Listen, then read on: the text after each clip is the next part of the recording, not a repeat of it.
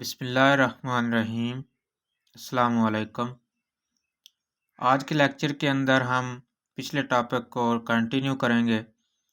पिछले टॉपिक के अंदर आपको पढ़ाया गया था कि इलेक्ट्रोपॉजिटिविटी, जिसके दो मज़ीद नाम हैं, metallic character and electropositive character.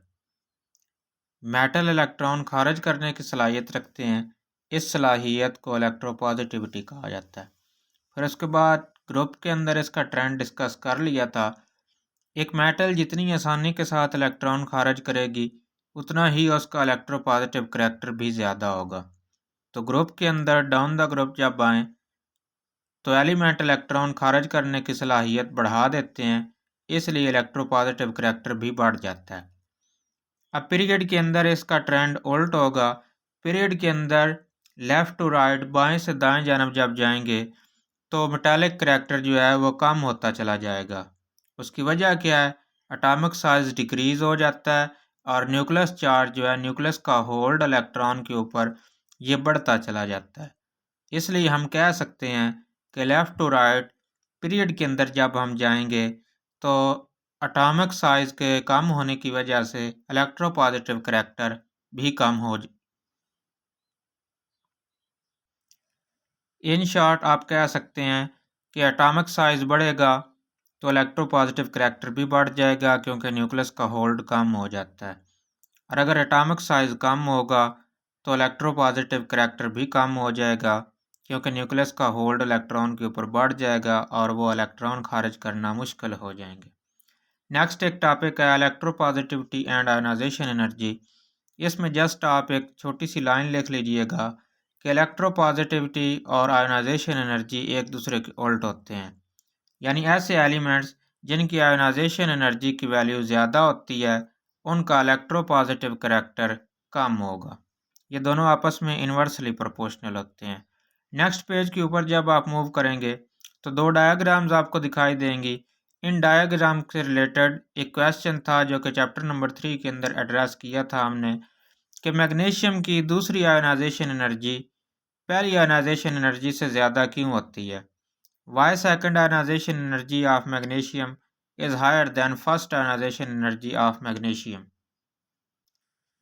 अब जिन बच्चों को first and second ionization energy के कंसेप्ट के बारे में नहीं पता, वो ज़रा सुन लीजिए कि एक एटम से जब पहला इलेक्ट्रॉन खारिज किया जाता है तो उसके लिए जो एनर्जी चाहिए होती है वो फर्स्ट आयोनाइजेशन एनर्जी चाहिए होती है, क्योंकि फर्स्ट इलेक्ट्रॉन खारिज करना होता है।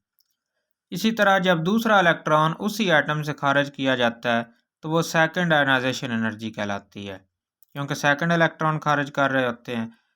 अब उनके बारे में देखिएगा, क्वेश्चन किस तरह है कि पहला इलेक्ट्रॉन जब खारिज करना हो तो वो आसान है, यानी एनर्जी कम लगती है। लेकिन जब दूसरा इलेक्ट्रॉन खारिज करना हो तो उतनी ही एनर्जी क्यों नहीं लगती, उससे ज़्यादा एनर्जी क्यों दरकार होती है इलेक्ट्रॉन खारिज करने के लिए।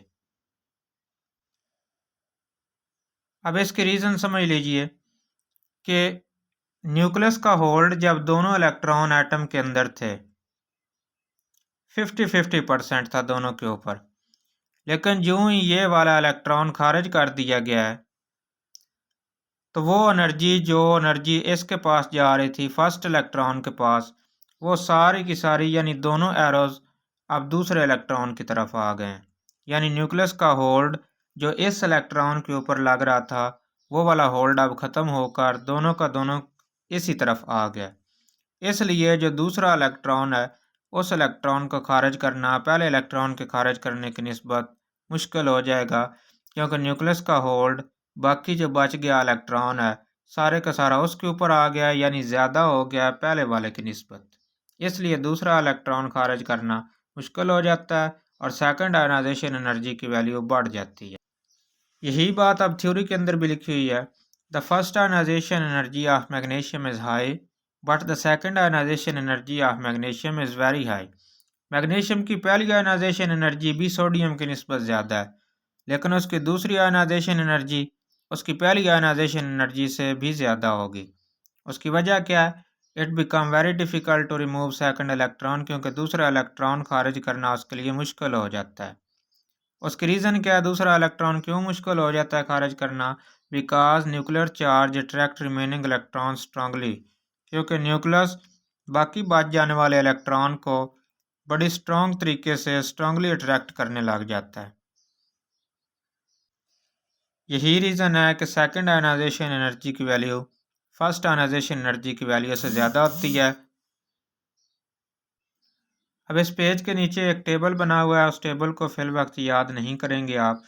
टेबल के एग्जैक्ट नीचे एक शॉर्ट क्वेश्चन है और वो शॉर्ट क्वेश्चन किस तरह आता है आप नीचे बॉक्स के अंदर देख लीजिएगा। क्वेश्चन नंबर 10 के नाम से मौजूद है, why alkali metals are more reactive than alkaline earth metals. Alkali metals alkaline earth metal से क्यों ज़्यादा रिएक्टिव होती हैं। अब ऐसे तमाम एलिमेंट्स जिनकी आयनाइजेशन एनर्जी की वैल्यू कम होती है, यानी उनसे इलेक्ट्रॉन खारिज करना आसान होता है, वो ज़्यादा रिएक्टिव होते हैं। अब इन दोनों के बारे में आप कंपेयर कर लें। अल्कली मेटल्स, इनकी आयनाइजेशन एनर्जी की वैल्यू कम होती है, यानी इनसे इलेक्ट्रॉन निकालना आसान होता है, इसलिए ये बहुत ज़्यादा रिएक्टिव होती हैं।